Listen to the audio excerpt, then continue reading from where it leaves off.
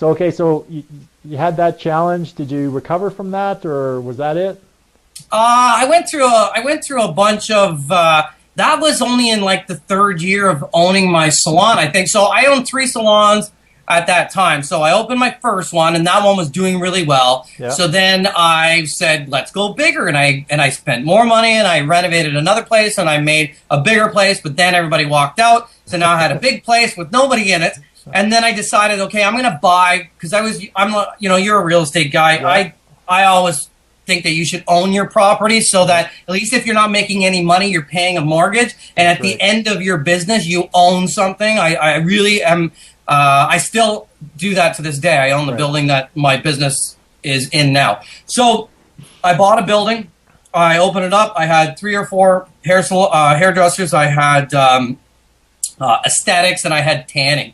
And then basically I got a divorce. So ending my 10-year salon journey, and that salon went to my ex-girlfriend now. So now you find me 10 years putting into business. I mean, trying to learn everything I possibly could and going through those early struggles of making a ton of money, coming back down, and then growing back up and realizing, and really now when you're a new business, sometimes when you're a new salon, it's easy to get people into your place because you're new. Right. But as anything, it's like a new band. You're only new once. Yes. And then you're old and you better produce. You know what I mean? So well, that's why a lot of nightclubs keep changing over their image every 2 or 3 years. You need a new image. You need something fresh, even though it's the same owners, the same actual building, but the interior changed, the philosophies changed, the atmospheres changed. It's just because they know they just have to keep reinventing themselves. Hell yeah, definitely. So right, 10 years. So you're done with the hair salon business. You're still doing carpet. I was still laying carpet all those years. I've been trying to get out of laying carpet for years. Divorce or common law separation. At that point in time, were you just laying carpet for somebody else as a subcontractor, or did you actually have a building, an established place, or were you just doing it as a subcontractor? I was just doing it so that I could do what I really wanted to do when I was playing in the band on the weekends, and we were traveling all over Canada and playing with Motley Crue and I was like, I'm gonna be a rock star at 38 years old. Yeah, baby. Still living the dream. Well, trying, never say never. So, and we did pretty good. We had a really good time. We played. We got a chance to play with Vince Neil. We were a Motley Crue tribute band. I had my own original stuff. Nice. I think the video on YouTube for us playing with Vince is somewhere around 60, 70,000 hits. So, well, that's really cool. Good. It was cool. But I was broke. I was broke. My divorce broke me. Yeah, like mentally, physically, financially, or not really mentally, but I had 4 properties. I had the salon, and then when you split everything up and you go through the lawyer stuff, and and you know what, you act different when you go through a divorce. Yeah. You spend all your money. I bought a Hummer.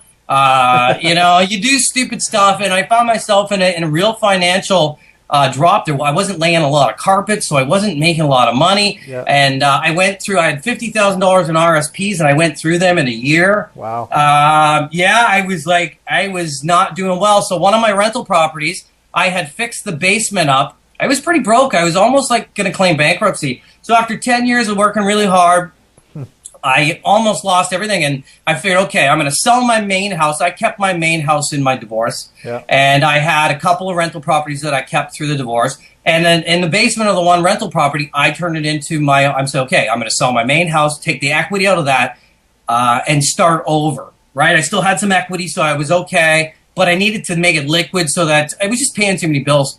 Yeah. And I was going to move into my basement of my rental property, and someone was living above me. And that was like pretty low. I had owned 4 or 5 houses. I had a pretty good salon, and I lost the salon building, and I had to reinvent myself. I had no money, and I was going to move with Michelle. Actually, Michelle was we were dating, and Michelle was going to move into the rental property basement with me. Okay. And that was 2010, summer of 2010. He's just moving into his new home, one of his rental properties, sort of downsizing, I guess is the best way to put it, Keith. You're just downsizing your life, getting rid of a lot of expenses, and getting set for the next stage, right? Just trying to get back to, sometimes to make money, you have to come from, you've got to reset. And I had talked to my uncle about it. I said, what do you think, man? I'm going to sell my house of 10 years and then start over. He goes, hey, you know what? It's not a bad idea. He goes, you'll get it back together in a year. He said, downsize, get your shit together, get your mind together, and refocus and think what you're going to do. It's hard. I had a salon for 10 years. I was pretty focused on that's what I was going to do. I was going to run a salon, and it's I didn't have to wear tradesman clothes. I get to dress nice, wear a tie, wear a shirt, walk around, talk to the girls. I mean, it was a pretty easy gig, and I liked it. It felt, to be a trades guy all my life, it was nice to kind of walk around and be a little swanky. It felt good. And now here I am, 40 years old, lost everything I worked for in the last 10 years, and now I got to start over, basically in the basement of my rental property. So what was it? What was it that changed your mindset? Like, how did you? Because that's a sort of people can get lost in that sort of depressionary state. So what was it that actually turned the switch on in your head that made you say, okay, well, enough's enough. I need to get my shit together, to make something happen. Here's what I'm going to do. Here's a business I'm going to build. Here's what I'm going to grow. And here's sort of my plan. Okay, so back in 2001, I had dabbled in my own carpet business while I got the salon up and running, and I dabbled in opening my own carpet show. I figured if I can open up a salon, I can open up a carpet store. Right. But opening up a carpet store is a whole nother, like running the salon and then opening a carpet store. I opened the carpet store in 2001 called Direct Carpet, and I was on the road selling the carpet. Then during the day, I was installing the carpet. And then I'd come home and then sell the carpet. And then I'd get up, get home 9 o'clock, 10 o'clock at night, and then get up in the next day and install that carpet and then go out and sell. And that went on for about 3, 4, 5 months. And I just got totally burned out. Yeah, I can see that. I was so burned out that I gave it up. I couldn't do it. And I went back and laid carpet for someone else. Okay. And for years, as I was running the salon, in the back of my head, I was like, you're a failure. You couldn't get your own carpet store going. Right. And that haunted me for 10, 12 years. And so after I'd lost the salon, it's about 2011, I was working for another company, and the bosses there were just ridiculous. I mean, I hate a boss. I mean, I hate a boss. I do. I don't like to take nothing from nobody. Yeah, I'm just one of those A-type personalities. It's like, I know how to do it better than you, and you've never even laid carpet. So what are you telling me how to do this for? So that was it. I struck up started thinking about talking with Michelle about it, about opening this carpet store again. But all this weight of the failure of 2001 with the carpet store really weighed heavy on me. I'm like, I don't know if I could do it. I think I thought about that since 2001. I don't know if I can do it in 2002, in 2003, open a carpet store. I don't think I can do it again. And this plagued me for years and years and years. I mean, haunted me, man. Yeah, and the weight. Self-doubt will do that to you. If you couldn't do it when you're 31, how are you going to do it when you're 41? How are you going to do it? Yeah. And you know what? I just hunkered down. I started in 2001 when I started the carpet company. I wasn't making the right connections. I mean, I was buying my carpet from a wholesaler rather than the manufacturer. So I was paying a little bit more money, because in order to buy carpet from a manufacturer, you have to have a storefront. That's just the way they do it, and they do that with most things. You can't, sell out of your garage. And basically, what I did was, I made a couple of decisions. I said, you know what? Okay, I'm gonna try this. I'm at the end. I've lost my salon. I've got no money. I'm moving into my rental property. I mean, what have I got to lose? I'm like, okay, Keith, that means you're gonna sell at night, and you're gonna install during the day, and you're gonna do it, and you're gonna do it, and you're gonna do it, and then you're gonna do it again. And when you get tired, you're gonna do it again. I said, you're 41 years old, and you cannot say no, and you cannot fail. And basically.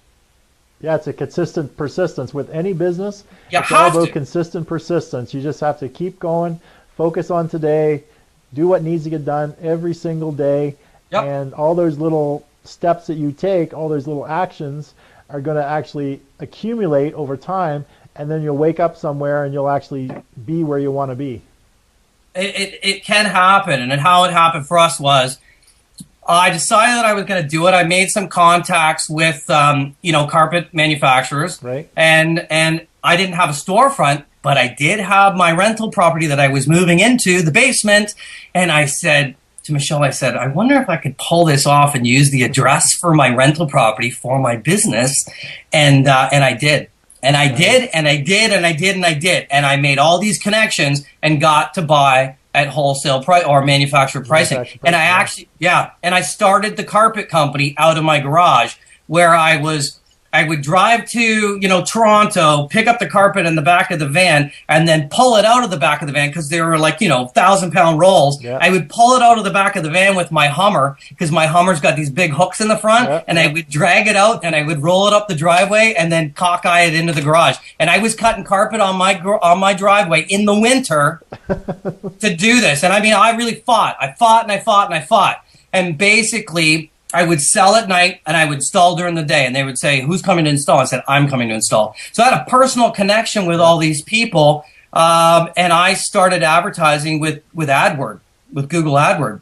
Okay. So that's how you're getting your leads or your opportunities, was through online, people looking for or searching for specific keyword phrases online, carpet installers. Carpet. Yeah, I had a couple of slogans, and I still do. Carpet installed, fully installed for $1.99 a square foot. Yeah. Still works very well for us to this day.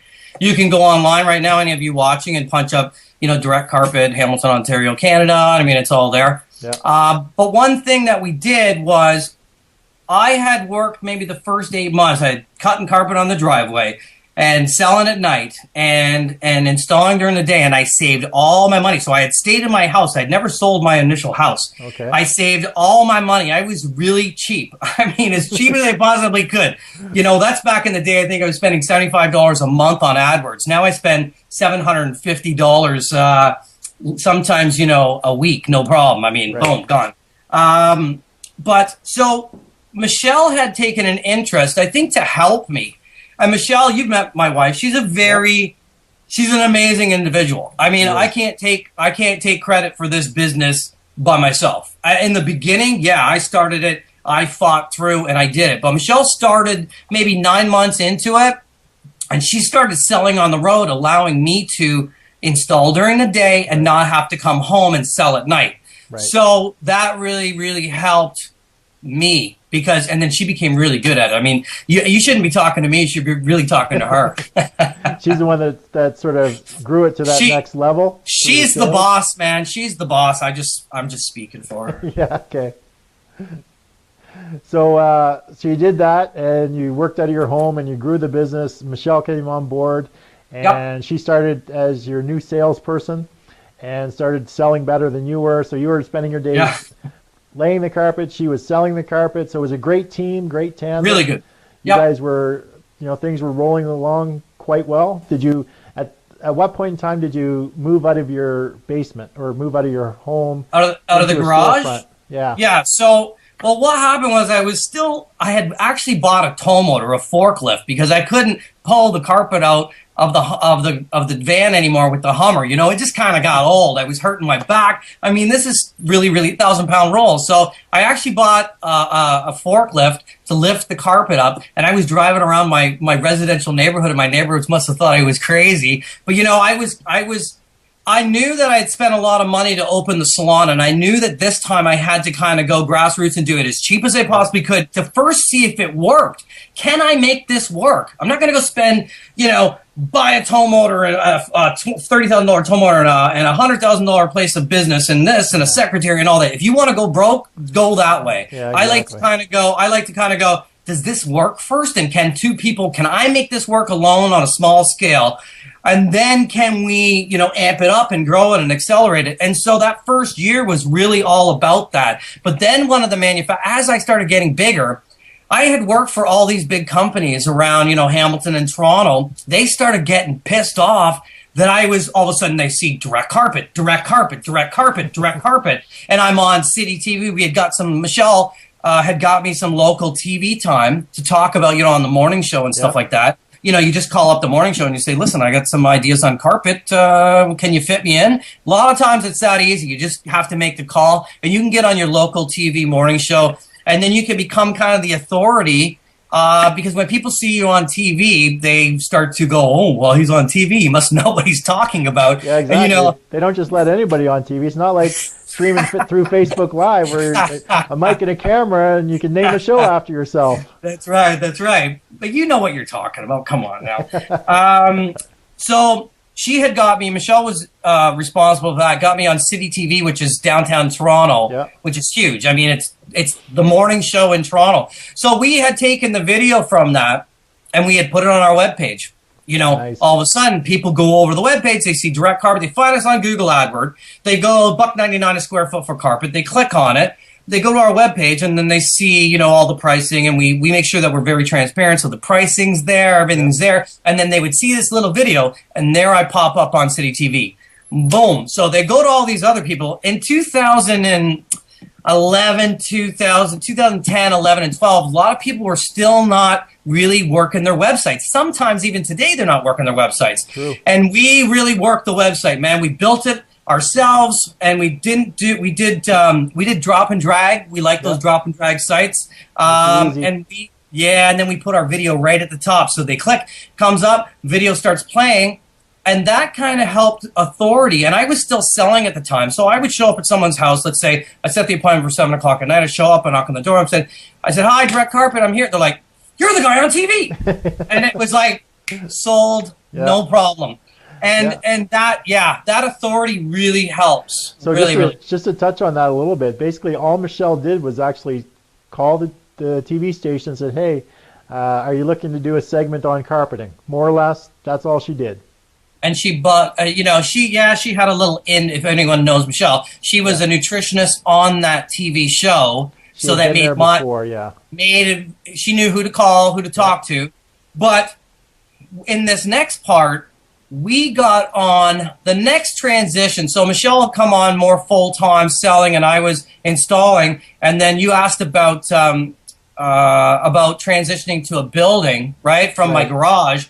We got threats from other carpet companies. They knew I was working out of my garage and that my house, my rental property was not a legitimate business site. Yeah. And they were calling up the manufacturers and saying, you know, "Why are you selling to this guy? This guy's just a carpet installer, blah, blah, blah. He's used to work for us." And we got shut out of a couple of accounts. One big account from a big manufacturer that really stung me.